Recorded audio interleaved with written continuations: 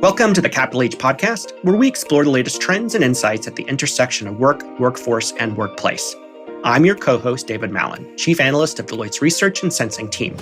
And I'm Burt Ray, your other co-host, leader of Deloitte Consulting's U.S. Culture Transformation offering, and host of Deloitte's Human Capital HR Executives Debrief series. We're very excited to share with our Capital H audience a special edition of the 2021 Global Human Capital Trends Report titled The Worker-Employer Relationship Disrupted. If we're not a family, what are we? The pandemic has certainly strained and tested the worker-employer relationship beyond anyone's anticipation. Going forward, thriving in an uncertain future will depend on us having a compelling vision for where that relationship should go. This special report explores one set of possible answers to this central question. How might the worker-employer relationship evolve to meet the opportunities and challenges of a post-COVID-19 world? In this podcast series, you'll first hear from report authors Kraig Eaton and Nick Scoble-Williams in this Deloitte Insights Press Room podcast with host Tanya Ott, a radio veteran with more than 30 years' experience. In part 2, David and I will reflect further on the report and discuss some of the response strategies you can consider as you navigate the different futures of work. Let's listen in to Tanya and our report authors. What do employees need and how can employers respond? We do some scenario planning in this episode of The Press Room.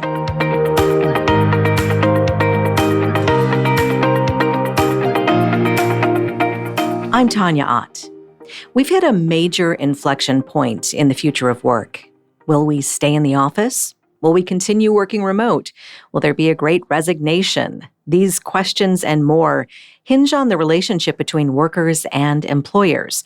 And my guests today have gathered loads of data from both. Nick Scoble-Williams is a partner at Deloitte Tomatsu Consulting and the Future of Work leader for the Asia-Pacific region. She's based in Japan. My career background's really been one of constant reinvention. I started out as a software engineer in the IT industry, loved IT, then pivoted into clinical genetics, and that was in the IVF industry. That quickly morphed into a dual role, 50% clinical role with patients and 50% in a chief of staff type role, working closely with the CEO to grow what was a single IVF clinic to a global network of clinics.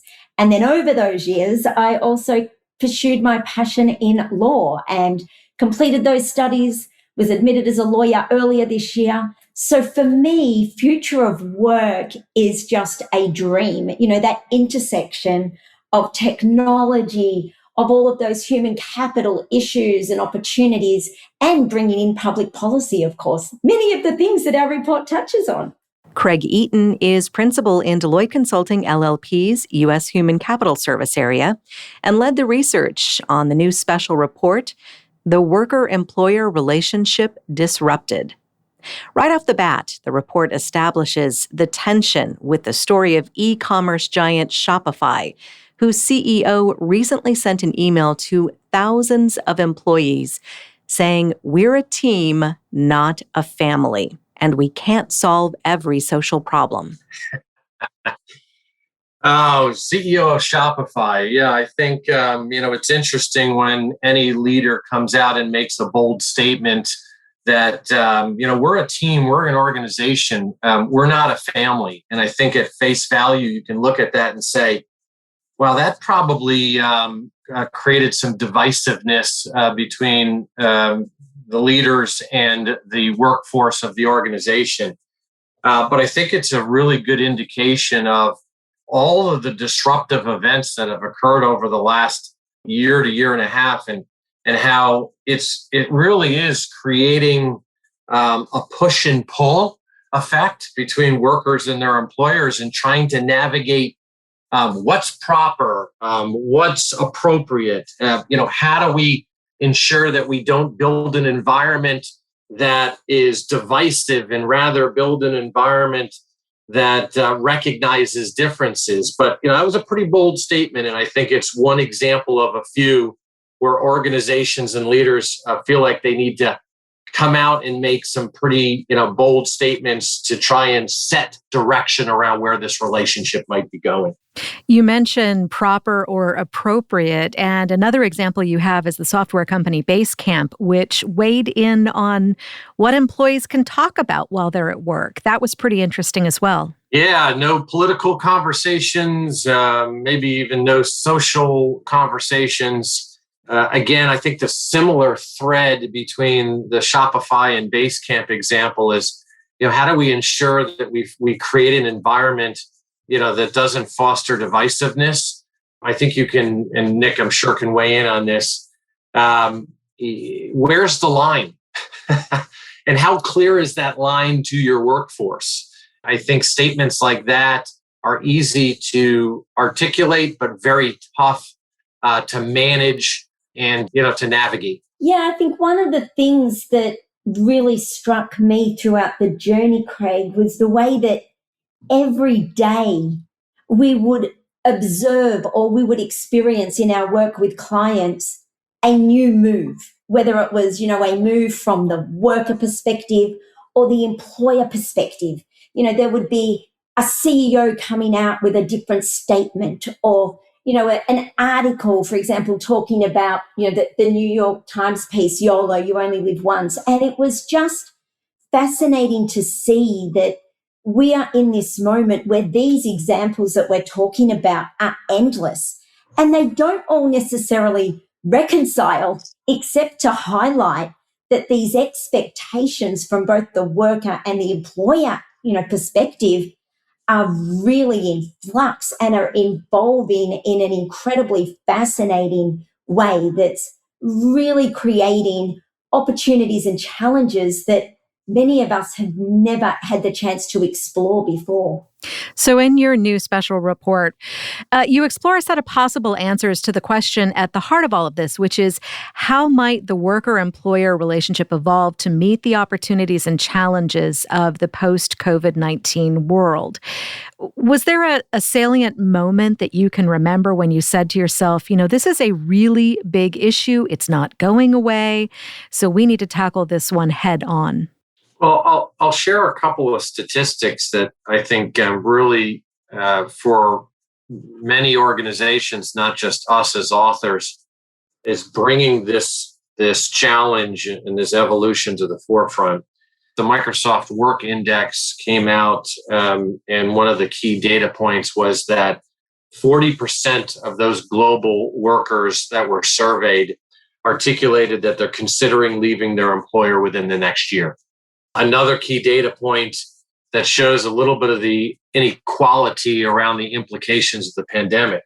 80% of job losses were among the lowest quarter of wage earners. And then one last one to just maybe answer your question. 70% of employers are struggling to find workers with the right mix of skills and capabilities. These just talk to kind of the uncertainty that is in front of us as a result of the pandemic, and how it is causing both workers and organizations to take a step back, reflect, and try and make a determination around how this environment is impacting their relationships. There is no playbook that people can pull out and say, well, we've seen this in the past, let's just follow the same playbook. I think there's a recognition that there's a high degree of uncertainty associated with this current disruption, and everybody's trying to employ different strategies and techniques to solve for the here and now. What we've articulated in this concept of scenario planning is there is no one certain future, and you've got to really respond with a strategy that thinks beyond just the next 6 to 12 months and helps you to set a sustainable strategy and relationship between those two key parties for a much longer term.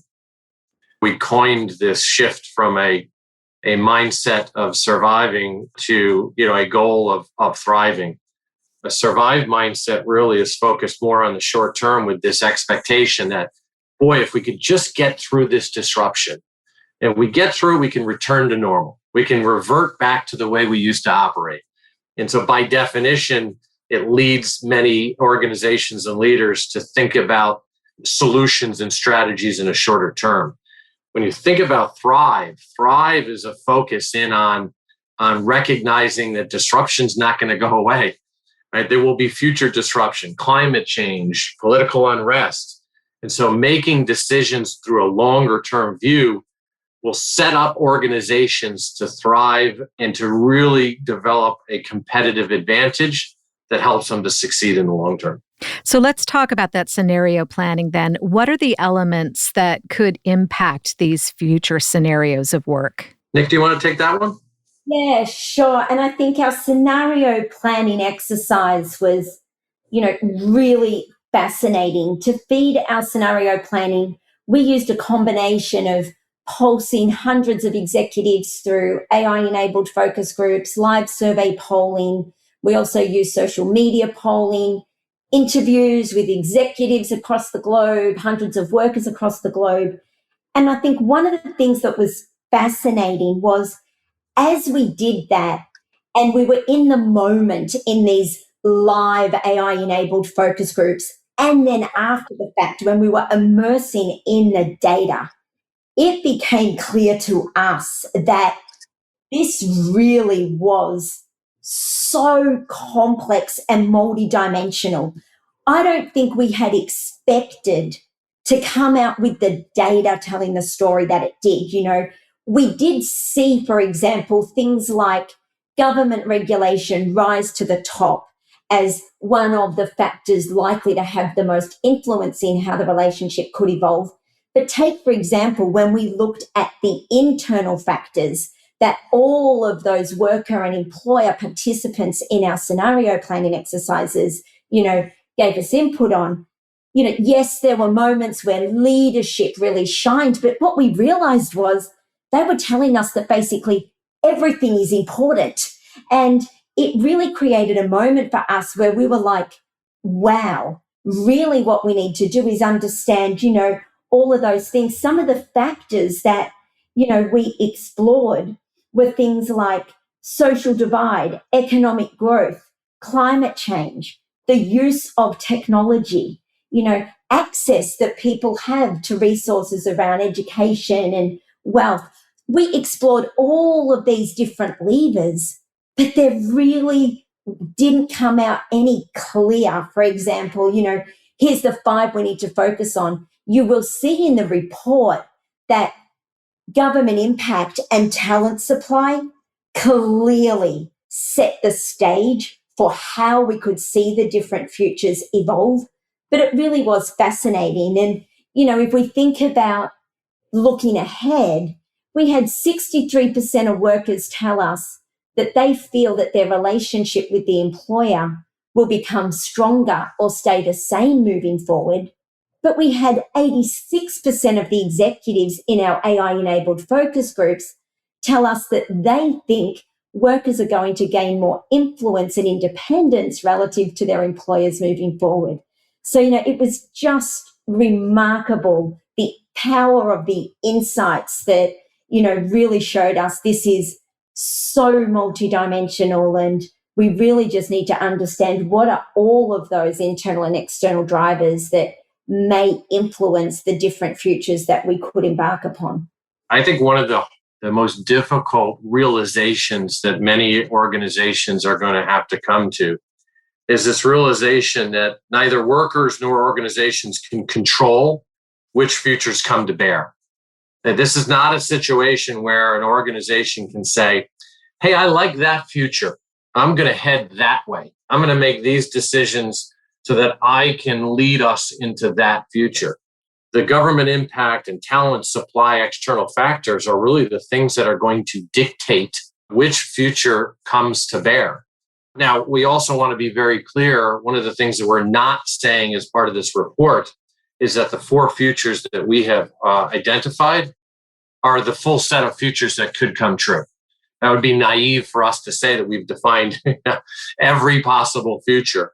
So let's talk about those 4 possible futures. You've got this future that you label work is work. What is work is work? Work is work is a future that really identifies that workers and employers have a view that the responsibility of the organization and the need for personal and social fulfillment by the worker are independent. The worker isn't looking for their employer to really step in and play a heavy and influential role around creating greater social change or fulfilling their need for meaning and purpose outside the work environment. There's a recognition that, as people have reflected over the last year to year and a half, that they've reprioritized what's important and what they want or need from their employer. And they've basically separated those two. What I get from personal satisfaction and what I look for from places like my family network and volunteerism, that is what's going to fulfill my need to drive a better social impact. I don't need that from my employer. And part of that's driven off of the fact that government is playing a greater role. Government is stepping in and creating worker protections and regulations to drive social change. And in essence, what that means from a relationship perspective is it becomes more professional. Each depends on one another to fulfill work-related needs, but they don't expect each other to fulfill that greater meaning and purpose that they look for outside of work. The next scenario that you have is work as fashion. So that one definitely needs an explanation. The work as fashion future is one where we are having some really fascinating conversations, even just since we've launched the report that, a lot of organizations and workers are really resonating with. This is a future where employers are in constant motion. They are chasing worker sentiments, competitor moves, and marketplace dynamics. They're really looking at the relationship with their workers where they feel compelled to respond in the moment to those sentiments and competitor moves, but they're not actually connecting any of those actions with a sustainable workforce strategy. So this is a future where the relationship is very reactive. It's a very transitory and constantly changing future. It's akin to what we see with how new brands introduce new clothing collections seasonally and cyclically and move them rapidly from runway to retail, wanting to really capture consumers' fleeting attention and desires. And this is a future that could arise where we have that convergence of low talent supply with low government impact. That low talent supply is creating that seller's market for workers, especially for skilled workers, where workers can really base their choice of employer on what each is offering and how well those offerings meet their immediate desires. And you can see that if we've got low government impact, where government isn't offering those supports that workers feel they need, so things like healthcare or workplace protections or reskilling opportunities, workers are expecting employers to provide those things that they can't get elsewhere. And that low talent supply gives the workers the upper hand to demand it. We actually hypothesized that workers' fashion would be the dominant future in 2021 and 2022. And, Kraig, I don't know what you're hearing with your, conversations with our clients and colleagues, but, our hypothesis seems absolutely on point. Nick, I couldn't agree more. Those executives that I'm having conversations with really are quickly going to, I think I'm in a workers' fashion future right now. I find myself in a state where I'm struggling to catch up with the high volume of demands that are coming in from my workforce. And it's exacerbated by the fact that I can't find talent. I can't find skilled workers. So I feel as though I need to, in order to effectively compete, I need to quickly respond to those requests. So 100% with you. What's interesting is leaders need to understand that these futures can quickly pivot. We talked about the external factors and how they could shift. And if talent supply increases, they could quickly realize that they've made a lot of concessions that really didn't uncover and address the underlying needs or allow them to differentiate their employee value proposition from their competition, because they were fast followers as opposed to innovators in terms of ways in which they were attracting and retaining talent. The war between talent. What does that look like? It's probably the hardest one for many organizations to grasp right now, because at least in a lot of regions, we're in a talent shortage, whereas war between talent is one that is dictated by high talent supply. And what ultimately happens is when workers are competing for limited jobs, the relationship that exists between workers and employers become very impersonal. Employers view workers as interchangeable and easily replaceable because there's an abundance of skills and workers out there. Workers are more concerned with competing against each other because there's a small amount of jobs that they're looking to achieve. And ultimately, the investments that employers are making are much smaller because they do view these workers as interchangeable. As I mentioned, it's really not a future that many can look at, point to right now and say, I think we're there. But we could quickly find ourselves there. And what organizations need to understand is by not making investments, at least investments in critical jobs or critical workforce segments, they're limiting their ability to really get the most out of their workforce, to drive innovation and create good jobs that are good for not only the individuals that are in those jobs, but driving greater outcomes for the organization. So there's a high degree of risk that organizations take a very instinctual response to this war between talent and basically reel back any investment or focus in on the workforce. It seems almost possible that you could get like a pretty serious case of whiplash going back and forth between all of these possible scenarios, either as the employee or as the company.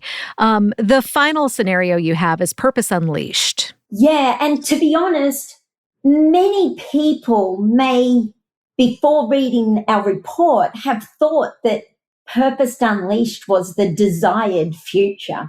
In a purpose unleashed future, purpose is the dominant force that drives that relationship between the worker and the employer. This is a future where the relationship is very communal, where both the workers and the employers, they see shared purpose as the foundation of their relationship. Purpose is the most important tie that binds them together. With purpose unleashed, purpose is that organization's North Star. So it's grounding the organization in a set of values that sit at that intersection of economic, social, human values that don't depend on circumstances. In this future, this is where we see purpose pushing the organization further towards that social capitalism, place, I guess, where it is bringing together, both social concerns and business concerns, purpose and profit, equally important. And if you think about it, from a business and workforce and talent strategy, in a work is work future, you need to be focusing on creating that worker experience, designing all around the work itself and the importance of work. But in a purpose unleashed future, it is purpose that is the core tenet of the worker experience and the talent brand. Purpose is so important that it trumps the importance of work. And, I think that particularly over the last 18 months, we've seen more and more awareness and focus on those broader societal issues that organizations in Purpose Unleashed Future tend to be thinking about and focusing on. And of course, where we have, a high talent supply, this is where organizations are able to be a little bit more intentional when they're looking at engaging talent. They're not just looking at the skills and capabilities that talent can bring. They're looking at that alignment, the alignment with the organization's purpose, and really wanting to bring, as I said before, that shared purpose into the core of that relationship. As you look at the mosaic of all of these potential scenarios for work, are any of these futures feeling more likely over the short term? I do believe, as we mentioned before, many organizations might feel like they are headed towards or even in a work as fashion future right now. Obviously, the low talent supply is one factor. The opportunity for workers to set expectations and look to see whether their employers are meeting those expectations. And if they're not, quickly jumping to another employer because the opportunities are there. I do believe that many are speculating that work is work could be something we would see moving forward, as the true implications of the pandemic on reprioritizing what's important to workers, might create a bit of a divide between them and their employer. But it's really hard to say. One of the things that all organizations need to understand, as I mentioned earlier, is if you're operating in a global environment with resources and locations across various regions, or you're in an industry that has a very diversified set of businesses or services cross industry, you might find yourself in more than one future at a time. And that adds some complexity in terms of the role of leaders and the implications on culture and how some of your policies and programs get developed when you find yourself in more than one of these futures simultaneously. And Kraig, I think that's the biggest opportunity and challenge. All of these futures coexist. No future is better than the other. And, using the powerful insights and guidance that the report brings in terms of what might be those internal and external drivers that could have the greatest influence, shaping how the future evolves, and then really thinking about how you can be very intentional and deliberate in the call to action around creating that vision and strategy, so as you are really designing a differentiated and sustainable employee value proposition moving forward.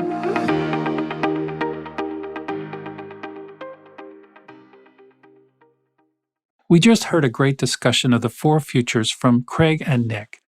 This brings us to the end of part 1 of our 2021 Global Human Capital Trends Report podcast series. Tune in for part 2, where David and I dive a bit further into the report. A big thanks to Deloitte's Press Room podcast and our guests Kraig Eaton, Nick Scoble-Williams, and Tanya Ott. In addition to tuning into our podcast series, you can read our full 2021 Global Human Capital Trends special report online at Deloitte.com/insights. Thanks for listening. Have a great day.